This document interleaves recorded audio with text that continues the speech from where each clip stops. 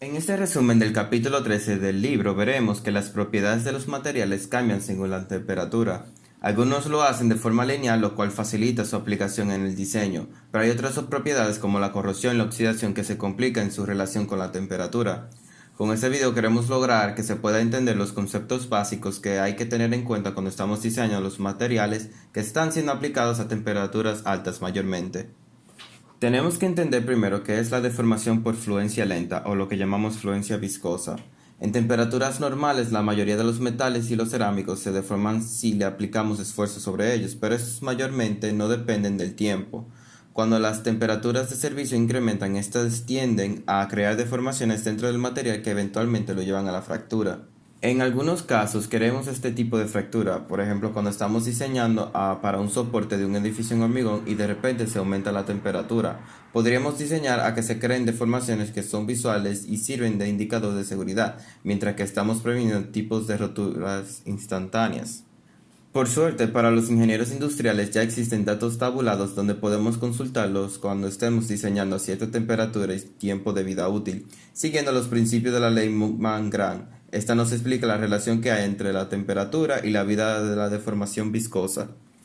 La deformación viscosa depende mucho del punto de fusión de los materiales. Esto demuestra que hay polímeros y metales con punto de fusión bajo que son muy útiles en temperaturas ambientales, pero que acercándose a su temperatura de fusión son inservibles al soportar cargas.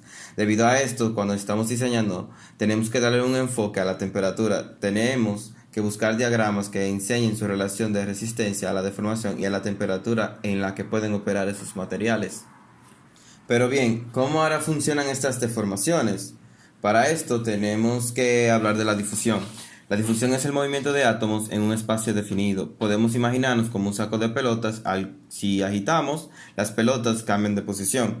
Esto depende de dos cosas. Que exista suficiente energía térmica para que se puedan mover los átomos y que existan vacancias donde se puedan mover. La energía funciona como un medio para empujar los átomos a otras posiciones y las vacancias donde se puedan alojar estos átomos en movimiento. Pero también existe difusión por otros métodos, y el que vimos ahora mismo dependía del gradiente de la concentración, pero ahora también hay gradientes de estrés que dirigen el flujo de la difusión y activan lo que llamamos la ley de potencia de la deformación por fluencia lenta. Como verán en este gráfico, la deformación viscosa pasa por tres etapas. La etapa inicial donde el estrés es mínimo, luego tenemos una segunda fase donde tenemos la temperatura de servicio del material y luego que pasa por cierto punto tenemos la incrementación exponencialmente de este tipo de deformación.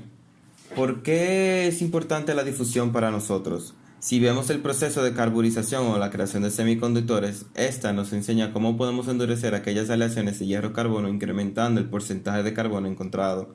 O cuando estamos desarrollando semiconductores, cuántos átomos han sido penetrados en el material para saber si ya es útil para aplicaciones eléctricas. Diagramas de mecanismos de deformación. Muchos de los componentes de ingeniería se esperan que funcionen con una cantidad de deformaciones por fluencia lenta moderada por periodos de tiempos extendidos. Ahora es que combinamos todo lo que hemos visto del video hasta ahora. Si mezclamos que los materiales pueden deformarse por dislocaciones que ocurren en su área plástica y que también pueden deformarse por alcanzar altas temperaturas, entonces con la ayuda de diagramas hemos desarrollado lo que son diagramas de mecanismos de deformación, donde relacionamos esos esfuerzos aplicados con las temperaturas operacionales. Esto es típico en los metales y cerámicos donde se espera un uso con elevadas temperaturas. Pero ¿qué pasa si entonces queremos endurecer algo utilizando el proceso de recalentamiento? Entonces no estaríamos como que entrando ya en el punto de difusión viscosa.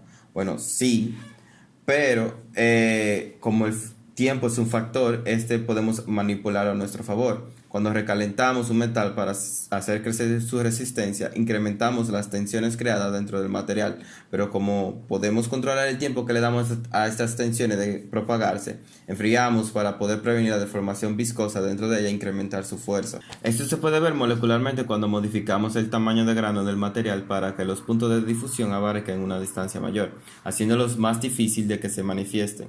Lo ideal sería tener un solo grano donde no existan vacancias, donde no se pueda dar la difusión, como lo que existe en los materiales para las turbinas de aeronave. Pero esto aún nos deja con la ley de potencia de la difusión viscosa.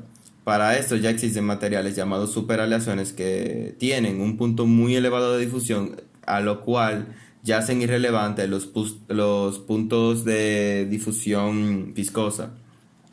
Para los polímeros, ya estos tienen puntos de difusión muy altos, pero resultan muy inútiles a elevadas temperaturas, ya que pierden muchas propiedades deseadas. Entonces, para poder contrarrestar este tipo de deformación, lo que se hace es un vaciado al polímero, incrementando su densidad molecular. Pero ¿para qué nos sirve todo esto? Cuando tenemos que abarcar los aspectos de un diseño para un producto material, tenemos que tener en cuenta la temperatura de servicio de los materiales, ya que estos pueden estar sometidos a altas temperaturas, provocando deformaciones por fluencia lenta. Esto se resume en lo siguiente: la difusión viscosa puede ser aceptada, pero nunca debe llegar a ser una ruptura. Por ejemplo, una tubería que transporta un líquido muy caliente. También, cuando estamos diseñando las alas o turbinas donde las dimensiones son muy importantes, aquí tenemos que limitarnos a no llegar a un punto de difusión viscosa. También están aquellos casos complejos de naves espaciales que los materiales pierden cierto tipo de dureza cuando están en contacto ya fuera de la órbita. Y tenemos casos donde los materiales ensamblados se relajan, provocando una falla de un tornillo que se suelta. Existen tablas ya preexistentes que resumen los tipos de materiales y sus aplicaciones con sus temperaturas de aplicación, como vemos aquí. En resumen, si tenemos que trabajar con materiales a alta temperatura, tenemos que considerar las deformaciones por fluencia lenta, ya que estos modifican intrínsecamente las propiedades de resistencia del material a puntos no deseados. Para cualquier comprobación de cómo llegaron estos gráficos o esas relaciones matemáticas, en el capítulo 13 de Ingeniería, Ciencia, Proceso y Diseño de Materiales por Michael Ashby, explica en detalle de dónde se sacan estas comprobaciones. Este ha sido Christopher Almonte, matrícula 1072372 de la Universidad Tecnológica de Santo Domingo.